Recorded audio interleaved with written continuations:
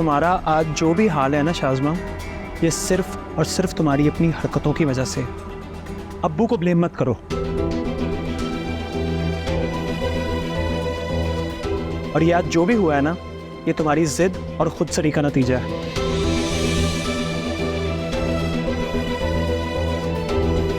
और अब भी अगर तुमने अकल से काम ना लिया ना शाज़मा, तो माइंड यू तुम्हारा हशर इससे भी ज्यादा बुरा होगा।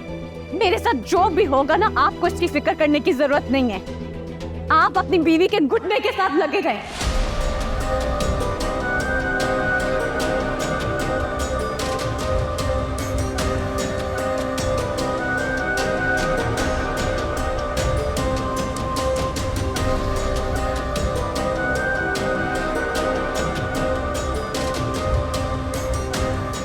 और मैं वैसा कर चुकी हूँ। अगर आप में से किसी ने भी मुझे मजबूर किया तो मैं ये घर छोड़ के चली जाऊंगी।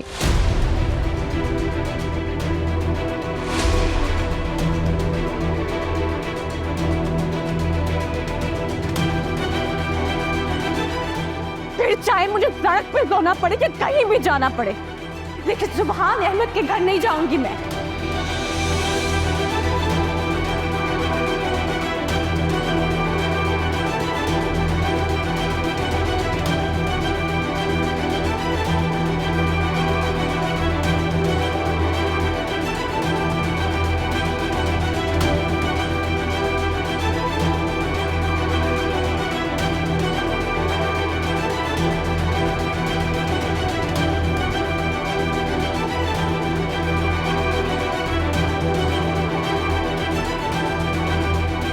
मेरे ख्याल में आप लोग जल्दबाजी कर रहे हैं। अगर हमें सुभान अहमद के बेटे के बारे में पहले से पता होता तो वो अलग बात थी, लेकिन इतनी जल्दी तो ये बात हमसे भी हजम नहीं हो रही ना, तो शाज़मा कैसे कबूल करेगी? शाज़मा के साथ जो कुछ भी हुआ है वो कोई छोटी बात नहीं है। आई थिंक कि हमें शाज़मा को कुछ वक्त देना चाहिए।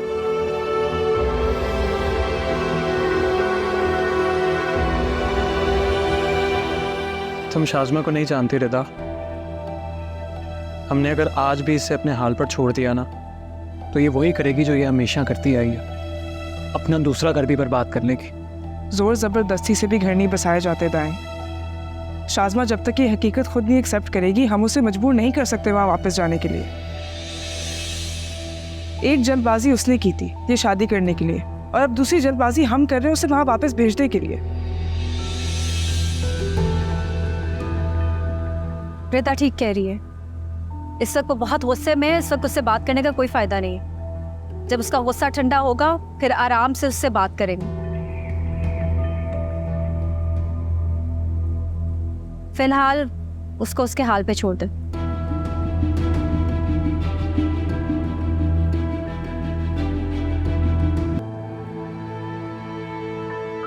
मेरे दिल में अब शाज़मा के लिए कुछ भी नहीं है, कुछ भी नहीं, यहां तक कि नफरत भी नहीं है, क्योंकि वो उसके भी काबिल नहीं है।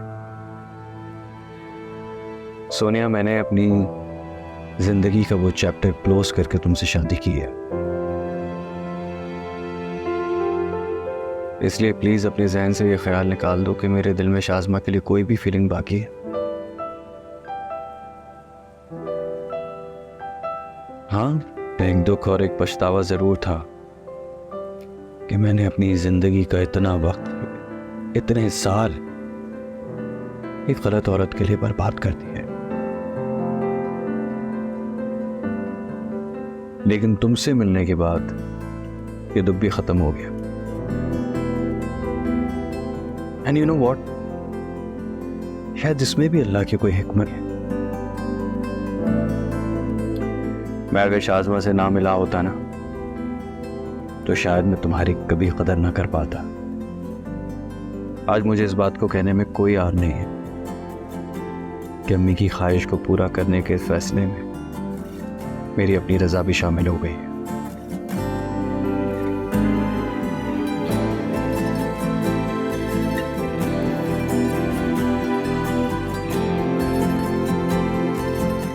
सोनिया,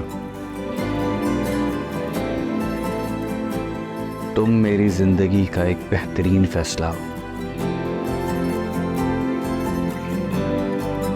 मैं अपनी ज़िंदगी की एक नई शुरुआत करना चाहता हूँ तुम्हारे साथ।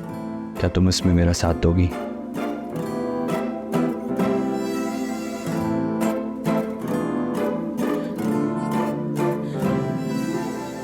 ये बात कहने में इतनी देर कर दी आपने। हाँ,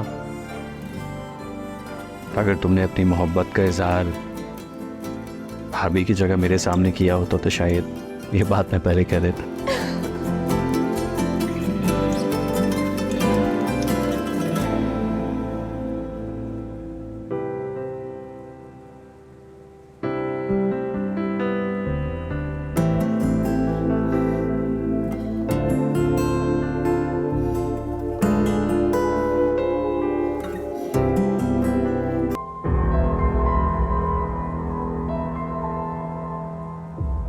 मैं जानती हूँ कि तुम्हारे साथ बहुत ज्यादती हुई है शाज़मा, लेकिन इसका मतलब ये तो नहीं है ना कि तुम अपना घर छोड़ के आ जाओ। हर मसले का हल ये नहीं होता शाज़मा। तुम एक बार ये गलती कर चुकी हो, दोबारा वही गलती दोहराने जा रही। देखो शाज़मा, मैं तुम्हें ये समझाना चाहती हूँ कि ज़िंदगी में बहुत दफ़ा ऐसा होता है कि चीज़ें हमारी एक्सपेक्टेशंस के बिल्कुल बरक्स हो जाती हैं, लेकिन हमें उन्हें एक्सेप्ट करना पड़ता है। इसी का नाम ज़िंदगी है। तो तुम क्या चाहती हो? मैं सुभान अहमद के बेटे की सुतेली माँ बन के पूरी जिंदगी गुजार?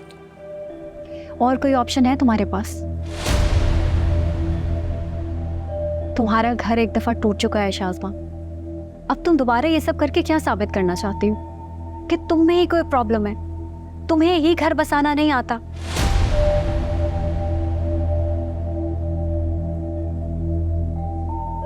देखो, मैं जानती हूँ कि मैं इस वक्त शायद तुम्हें बहुत बुरी लग रही हूँ, लेकिन यही हकीकत है। हमारे माशरे का गलत ही सही, लेकिन यही अलमिया है। गलती किसी की भी हो, लेकिन जब घर टूटता है तो इल्ज़ाम औरत पर ही आता है। कोई तुमसे कभी आके ये नहीं पूछेगा शाज़मा कि गलती किसकी थी, लेकिन सब आकर तुम पे ही उंगलियां उठाएंगे। क्या तुम ये जिंदगी चाहती हो अपने लिए? तुमसे ये सब बर्दाश्त हो जाएगा? सिर्फ इसीलिए तुम्हें समझा रही हूँ शाज़मा कि प्लीज इतनी एक्सट्रीम पे मत जाओ। ऐसा ना हो कि तुम्हारे पास वापसी का कोई रास्ता ही ना बचे। क्या करोगी तुम इसके बाद? तीसरी शादी करोगी? और शाज़मा, इस बात की क्या गारंटी है कि तुम्हारी जिंदगी में फिर से कोई सुभान अहमद नहीं आएगा? और इस बात का तजुर्बा तो तुम्हें खुद भी बहुत अच्छी तरह से हो चुका है कि तलाक याफ्ता लड़की के लिए इस माशरे में रिश्ता मिलना कितना मुश्किल है। तो क्यों अपनी जिंदगी के साथ खेल रही हो? और तुम्हें लगता है कि दूसरी बार घर टूटने के बाद तुम्हें कोई और अपनाएगा?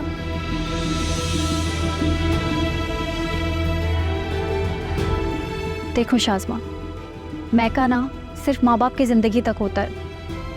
खुदा ना खास्ता अगर अम्मी अब्बू को कुछ हो गया तो क्या करोगी तुम? टाइम और रिदा के साथ रहोगी? उनके साथ तो तुम सारी जिंदगी नहीं रह सकती। तुम्हें भी ये बात पता है ना?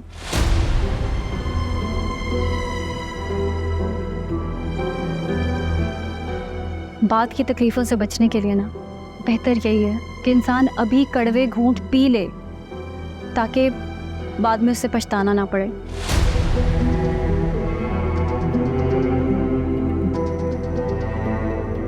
खैर, मर्जी फिर भी तुम्हारी है।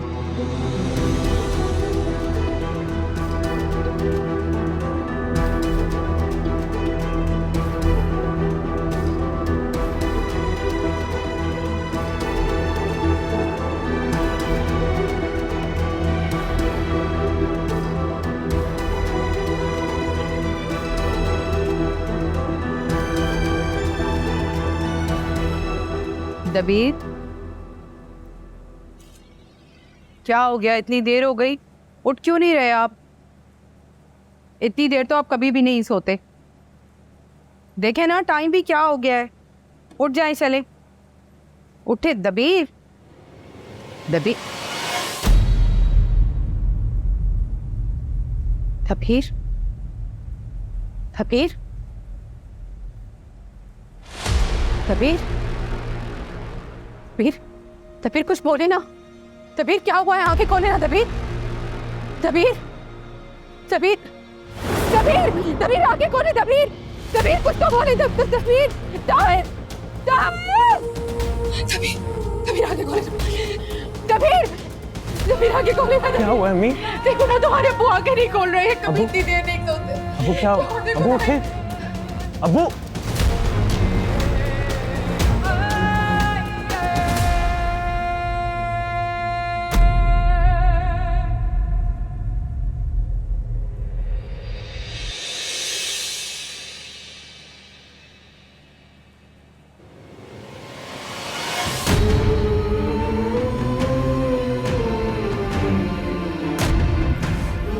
क्या नाइम नाइम क्या नाइम?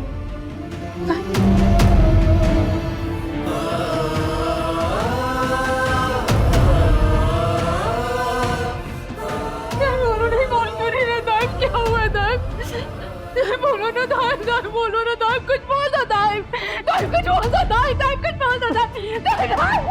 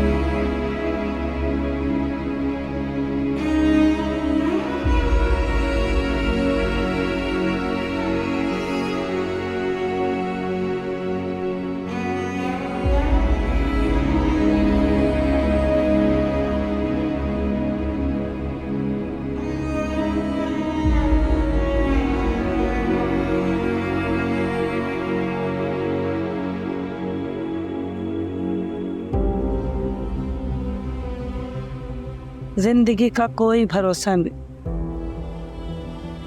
अच्छे भले तो थे दबीर भाई। अरे अभी 2 दिन पहले तो मैंने उन्हें देखा मस्जिद जाते हुए, लेकिन आज कब्र में सोए गए। अरे ऐसा बाजी, औलाद ना चीज़ें ऐसी होती है, और शाज़मा जैसी औलाद, ऐसी औलाद माँ बाप को कब्र में उतार देती है। तौबा तौबा, ऐसी खुदसार औलाद अल्लाह किसी दुश्मन को भी ना दे। भाई वो दोबारा घर वापस आ गई हैं और उनकी दूसरी शादी भी खत्म होने वाली है। अल्लाह, दबीर भाई को ना यही सदमा दे डूबा है। कहाँ है? नजर नहीं आ रही। तो कहाँ वो बैठी होगी किसी कोने में मुँह छुपा करके, अब किस मुंह से भी लोगों के सामने आएगी।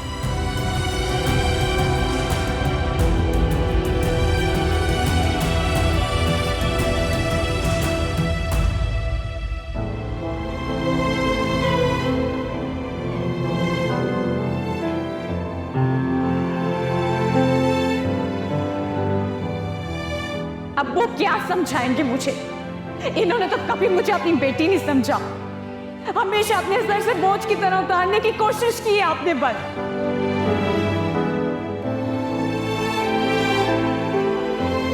और सुभान अहमद के पास जाने के लिए इन्होंने मुझे मजबूर किया था। आज बेटे का पता चला, कल पता नहीं क्या क्या पता चलेगा, और इसके कसूरवार सिर्फ आप हैं, आपू, सिर्फ आप।